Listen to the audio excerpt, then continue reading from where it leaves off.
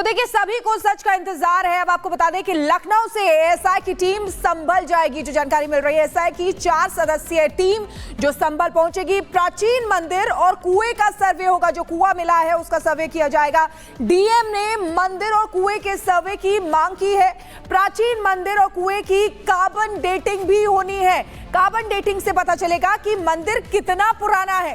कुएं के बारे में भी सटीक जानकारी मिल सकेगी कि कितना पुराना ये कुआं है, कब का है। तो ये तमाम चीजें हैं। सवाल यही उठा है कि सर्वे जब होगा तो क्या सर्वे से सच निकलेगा।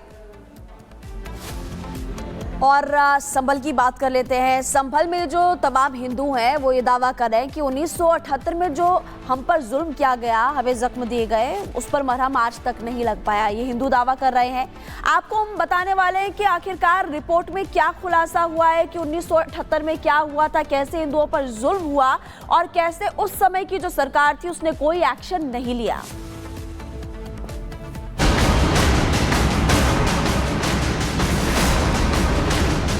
29 मार्च 1978 यही वो तारीख है जिसने संभल में भाईचारे की डोर को नफरत की कैंची से काट दिया। आज भी संभल के लोग 23 मार्च 1978 की तारीख को याद कर सिहर उठते हैं। मेरे होश पे दंगा हुआ है। मैंने सन 77 में यहाँ गंज में पेंट का काम है मेरा, और सन 78 में बलवा हो गया। और उसके बाद वक्त क्या हुआ था, आखिर कैसे बलवा? ये तो मुझे याद नहीं कैसे हुआ, लेकिन उसमें बहुत काफ़ी नुकसान हुआ सभी लोगों का, और उसमें काफ़ी जानें गई बहुत, और तभी से दहशत हो गई। तभी से दहशत होने के बाद यहाँ 20-25 मकान थे, 20-25 मकान थे कम से कम खग्गूसराय में, जहाँ ये मंदिर, अब उसी के हिसाब से यहाँ एक एक करके 2-2 करके उस दहशत की वजह से यहाँ से जाते रहे लोग। एक समय ऐसा है बिल्कुल सुनसान हो गई, खाली मंदिर रह गया। संभल के दंगों के आज 45 साल गुजर गए, लेकिन संभल के दंगों की याद आज भी लोगों के जहन में जिंदा है। क्या हुआ था 1978 में आप लोगों को यहाँ से जाना पड़ा? लड़ाई हो गई। किस तरह की लड़ाई हुई थी? वो हम घर में बैठे खाना वाना बना रहे, जाड़ों की फरवरी का महीना था। कौन सा महीना था? फरवरी का। बच्चे स्कूल चले गए, 2 बच्चे पढ़ते थे जब मेरे, तो लड़ाई बहुत जोर की हो गई। सन की लड़ाई हुई। लड़ाई किस किस में हुई थी? बाजार में हो रही है। मकान कहाँ था आपका? मकान यार ये तो ये सामने। मकान आप लोग बेच के गए थे या ऐसे छोड़ गए? हम गए छो गए। दंगों के चलते संभल में रहने वाला रस्तोगी परिवार मुरादाबाद आ गया, लेकिन आज भी रस्तोगी परिवार 1978 के दंगों को नहीं भूला। रिपब्लिक भारत से बातचीत में रस्तोगी परिवार ने दंगों की दास्तान सुनाई। 1978 में ऐसा क्या हुआ था जो आप लोग यहाँ से चले गए? बलवा हुआ था। बलवे में क्या नुकसान हुआ था, क्या चीजें? मेरा नुकसान, दुकान जल गई, मेरा माल जल गया 1 लाख के करीब। किस चीज की दुकान थी आपकी? मेरी आड़त की दुकान थी, अनाज तिलहन दलहन वगैरह का। कहाँ पर? नखासे में। क्या चीजें हुई थी 1978 में? किस तरीके से दंगा हुआ, क्या वजह रही? ये तो ये पता नहीं, मैं तो दुकान पर बैठा था, जो पीछे शोर आया कि भग्गी पड़ रही है, दंगा हो गया, भागो यहाँ से भागो, तो मैं चला आया। कितने लोग रहते थे यहाँ पे पूरे मोहल्ले में? यहाँ पे रहते होंगे 30-32 परिवार। फिर क्या हुआ था? मतलब एक एक करके चले गए क्या? हाँ, एक एक करके सब धीरे धीरे बेचते चले गए सब। हिंदुओं के पलायन का दावा करने वालों का तर्क यही है कि सुनियोजित साजिश के तहत सब कुछ हुआ, हिंदुओं पर दबाव बनाया गया, दबाव के कारण ही हिंदू घर छोड़कर चले गए। Bureau report, Republic Bharat.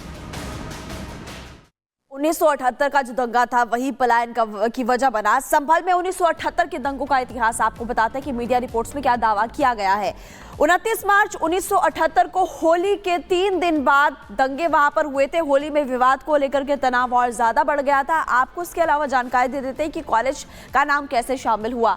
आपको ये बता देते हैं कि एमजीएम कॉलेज की सदस्यता पर भी बवाल काफी ज्यादा हुआ था। सदस्यता के लिए मंजर शफी नाम का एक शख्स था और उसका चंदा नामंजूर हुआ था। विरोध में मंजर शफी ने बाजार बंद कराने की कोशिश भी की थी और हिंदुओं के विरोध करने पर फिर झड़प काफी ज्यादा बढ़ते हुए नजर आई थी। मंजर शफी के मारे जाने की अफवाह उड़ा गई थी, लेकिन ऐसा कुछ भी नहीं हुआ था। संभल में उसके बाद दंगा भड़क गया और 29 मार्च से लेकर के 20 मई तक शहरी इलाकों में कर्फ्यू भी लगा दिया गया था। रिपोर्ट्स के मुताबिक दंगों में 184 हिंदुओं को मारा गया।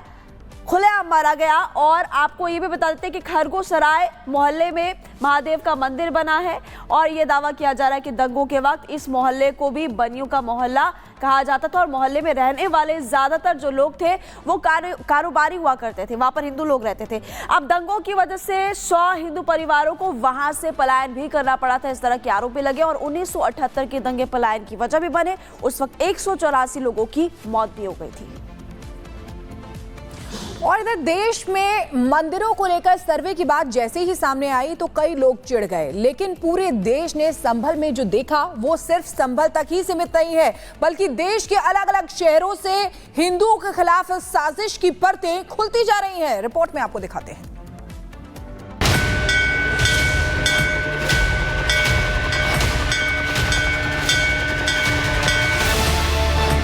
लद्दावाला में 1970 में इस मंदिर की स्थापना हुई थी जो और 1970 से लेकर 1990 तक लगातार वहाँ पूजा अर्चना चलती है। 40-45 साल पुराना है और पिछले 10-12 साल से यहाँ पे कोई नहीं आता। संभल में साजिश का पर्दाफाश, वाराणसी में भी षड्यंत्र का प्रयास,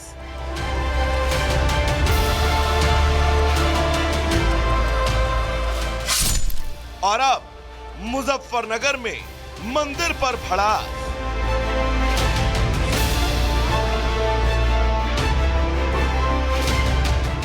आपकी स्क्रीन पर दिख रही ये 3 तस्वीरें सिर्फ कुछ ऐसे मंदिर नहीं हैं जिनके बारे में सभी को पता चल रहा है, बल्कि इतिहास की किताब के वो शुरुआती 3 पन्ने हैं जो बता रहे हैं कि सनातन से साजिश का काला चिट्ठा अब धीरे धीरे दुनिया के सामने आ रहा है। संभल में तो अब इस बात के सबूतों की भी जरूरत नहीं है कि वहां मंदिर है या नहीं। महज बीते 24 घंटे में 2 अलग अलग शहरों में मंदिरों को लेकर जो तस्वीरें सामने आई वो ये बता रही हैं कि संभल में तो बस इस खुलासे का पहला अध्याय है। ऐसे हजारों सबूत देश के कई कोने में पड़े हैं जो ये बता रहे हैं कि सनातन को दफन करने की कोशिश हजारों साल से चली आ रही है। ताजा मामला मुजफ्फरनगर के लद्दावाला का है, जहां 54 साल पहले एक शिव मंदिर का निर्माण हुआ था, लेकिन इस बीच मुसलमानों की बढ़ती आबादी के बीच हिंदू समाज यहां से धीरे धीरे पलायन करके चला गया और आज ये शिव मंदिर खंडहर बना हुआ है, जिसके ऊपर अतिक्रमण भी दिखाई दे रहा है। पलायन करते समय ये हिंदू लोग अपने साथ इस मंदिर में स्थापित शिवलिंग और अन्य भगवानों की मूर्ति को भी ले गए। 1989 के बाद जैसे ही हिंदू मुस्लिम यहाँ दंगे हुए तो दंगों के बाद वहाँ से लोगों ने, क्योंकि मुस्लिम आबादी बहुत तेज़ी से बढ़ी तो हिंदुओं ने वहाँ से पलायन करना शुरू कर दिया। तो वहाँ काफ़ी लोग, पहले सब सारा हिंदू बस्ती थी वहाँ, लेकिन आज वहाँ पे तकरीबन मेरे हिसाब से एक भी खराब वहाँ हिंदू परिवार नहीं रहता। बताया जा रहा है कि राम मंदिर विवाद के बाद इलाके में दंगे हुए, तब यहाँ पर रहने वाले हिंदू समाज के लोग इस मोहल्ले को छोड़कर दूसरी जगह चले गए। पलायन करते समय लोग अपने साथ मंदिर में